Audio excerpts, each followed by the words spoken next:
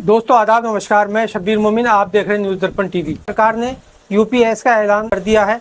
UPS यानी unified pension scheme. सरकार के एक फैसले का केंद्रीय कर्मचारी एक ज़माने से विरोध कर रहे थे। सरकार ने ओपीएस बंद कर दिया था, यानी ओल्ड पेंशन स्कीम को बंद कर दिया था, लेकिन सरकार ने सोच विचार के बाद अब यूनिफाइड पेंशन स्कीम को लागू कर दिया है। धारा 370 हटने के बाद जम्मू कश्मीर में 10 साल के बाद अब विधानसभा चुनाव का ऐलान हो गया है।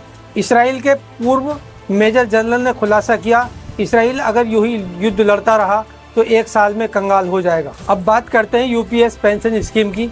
यूपीएस पेंशन स्कीम के तहत सरकार ने जो प्रावधान उसमें किए हैं वो ये हैं। यूपीएस पेंशन स्कीम का फ़ायदा 23 लाख केंद्रीय कर्मचारियों को होगा। हालांकि ये सुविधा राज्य कर्मचारियों को नहीं मिलेगी। राज्य कर्मचारी चाहें तो अपने क्षेत्र में, अपने राज्य में राज्य सरकार ये लागू कर सकती है। यूनिफाइड पेंशन स्कीम यानी सरकार ने जो यूनिफाइड पेंशन स्कीम यूपीएस लागू की है उसमें बदलाव ये हुआ है कि सरकारी कर्मचारी की औसतन 12 महीने की बेसिक सैलरी का 50% हिस्सा रिटायरमेंट होने के बाद उसे आजीवन मिलता रहेगा।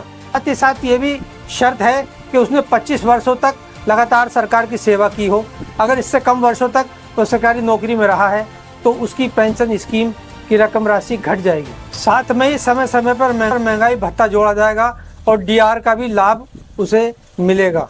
यूनिफाइड पेंशन स्कीम 1 अप्रैल 2025 से लागू होगी। बता दें कि वाजपेयी सरकार ने जनवरी 2004 में ओपीएस को बंद कर दिया था, यानी ओल्ड पेंशन स्कीम को वाजपेयी सरकार ने बंद कर दिया था। वाजपेयी सरकार ने एनपीएस यानी न्यू पेंशन स्कीम कुछ समय के बाद कुछ बदलाव करके लागू कर दी थी, जो 2023 तक चलती रही।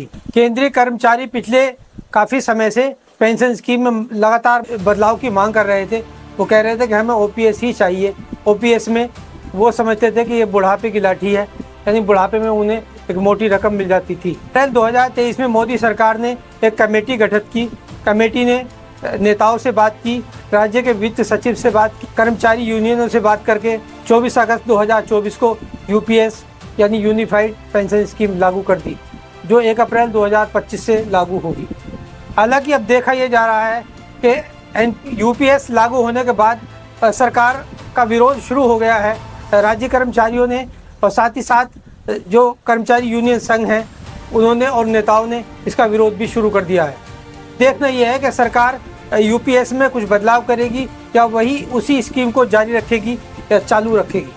अब जो कुछ चंद बदलाव सरकार ने यूपीएस में किए हैं वो मैं आपको बताता हूँ। सरकार पहले अपने पास से 14% स्कीम का पैसा देती थी, लेकिन अब 18.5% पैसा अब सरकार देगी। एनपीएस के तहत मृत्यु हो जाने के बाद कर्मचारी की परिवार वालों को धनराशि मिलने की कोई तय सीमा नहीं थी लेकिन अब सरकार ने यूपीएस के तहत उस राशि को 60% कन्फर्म कर दिया है। सरकार ने यूपीएस के स्कीम के तहत 800 करोड़ रुपए मंजूर कर लिए हैं। केंद्रीय मंत्री अश्विनी वैष्णव ने जब इसका ऐलान कर दिया है। अब इम्पोर्टेंट विषय था कर्मचारियों की तरफ से कि हमें अश्योर्ड अमाउंट एक चाहिए, जो बहुत लॉजिकल और वाजिब रिक्वायरमेंट था।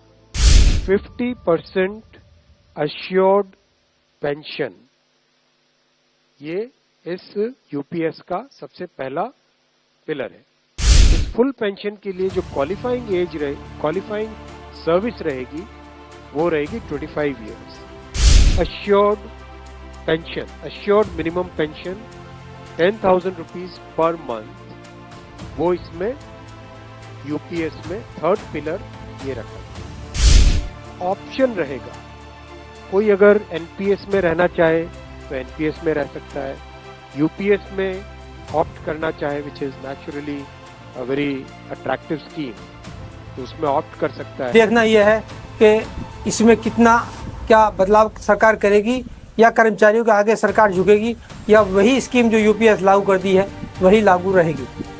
अब बात करते हैं जम्मू कश्मीर विधानसभा चुनाव की। जम्मू कश्मीर विधानसभा चुनाव का ऐलान हो गया है।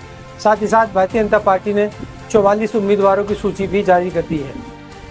धारा 370 हटने के बाद जम्मू कश्मीर का पहला विधानसभा चुनाव है, जो बहुत तेज़ी से सियासत वहाँ पर गर्म हो गई है और सभी पार्टियाँ वोटरों को अपने अपने पक्ष में लुभाने के लिए जोर आजमाइश कर रही हैं। जम्मू कश्मीर विधानसभा का चुनाव 3 चरणों में किया जाएगा। पहला चरण 18 सितंबर को, दूसरा 25 सितंबर को, तीसरा 1 अक्टूबर को होगा। जम्मू कश्मीर विधानसभा में 90 सीटों पर चुनाव कराया जाएगा। भारतीय जनता पार्टी ने अकेले ही चुनाव लड़ने का फैसला किया है। साथ ही साथ नेशनल कॉन्फ्रेंस और कांग्रेस का गठबंधन होना तय हो गया है। साथ ही साथ उमर अब्दुल्ला ने कहा है कुछ सीटों पर हमारा पेच फंसा हुआ है, लेकिन हमारा गठबंधन तय हो गया है। इसके अलावा पीडीपी और दूसरी कई अन्य क्षेत्रीय पार्टियां चुनाव मैदान में हैं और अपना भाग्य आजमा रही हैं। जम्मू कश्मीर विधानसभा चुनाव के मद्देनजर कश्मीर के 8 जिले आतंकवाद से बहुत प्रभावित हैं। इसी को देखते हुए सरकार ने 8 जिलों में 19 आतंकवाद निरोधी दस्ते स्थापना कर दी है। साथ ही साथ विधानसभा चुनाव को देखते हुए वहां पर कुछ बदलाव भी किए गए हैं। पहले जम्मू में 37 सीटें थीं, कश्मीर में 46 सीटें थीं, लद्दाख में 4 सीटें थीं। इसके अलावा पीओके में 24 सीटें थीं। पहले कुल 111 सीटें थीं, लेकिन अब 114 सीटें हो गई हैं। 2 सीटें कश्मीरी पंडितों के लिए रिजर्व कर दी गई हैं, जबकि 1 पीओके के लिए रिजर्व की गई है। साथ ही साथ अब भारत सरकार जम्मू कश्मीर को उपराज्यपाल को एक बड़ी पावर दे दी है, जिसमें उनका बहुत बड़ा दखल सरकार में रहेगा। अब बात दोस्तों करते हैं इजराइल और फिलिस्तीन की जंग की। इजराइल फिलिस्तीन का जंग अब निर्णायक मोड़ पर आ गया। जहां पीएम नेतन्याहू झुकने का नाम नहीं ले रहे थे, वहीं पर हालात अब इतने खराब हो गए कि इजराइल फौज के पूर्व मेजर जनरल ने एक तरफ हिजबुल्लाह इजराइल की चौखट पर युद्ध के लिए गोला बारूद लेकर खड़ा हुआ है, वहीं दूसरी तरफ लाल सागर में यमन का हूती इजराइल और अमेरिका के गले की फांस बन गया है, जिससे चाहकर भी छुटकारा पाना मुश्किल हो चुका है। दरअसल हूती लाल सागर में इजराइल और पश्चिमी देशों के जहाजों पर लगातार हमले कर रहा है। हूती ने और लगातार पीस मीटिंग की बात कर रहे हैं, लेकिन लगता है कि सीज फायर होने के आसार अभी नजर नहीं आते। जो शर्तें नेतन्याहू रखते हैं वो हमास नहीं मानता, जो हमास रखता है वो नेतन्याहू नहीं मानते। बताते हैं ये जंग इसराइल को इतनी भारी पड़ती जा रही है कि गले की हड्डी है, फंस गई है, निकल भी नहीं रही है और निगल भी नहीं रहे हैं। जहां हिजबुल्लाह, हूती, हमास और ईरान सफ बांधे हुए उसे घेरे खड़े हैं, वहीं इसराइल गाज़ा को बिल्कुल बर्बाद कर चुका है। वहाँ पर न मेडिकल की दवाइयाँ हैं, ना खाने का सामान है, ना वहाँ पर जो है कुछ और सहूलतें हैं। वो सब गाज़ा को वो उसने ख़त्म कर दिया है। इसी को देखते हुए हिजबुल्लाह लगातार ड्रोन और मिसाइल से लगातार हमले कर रहा है।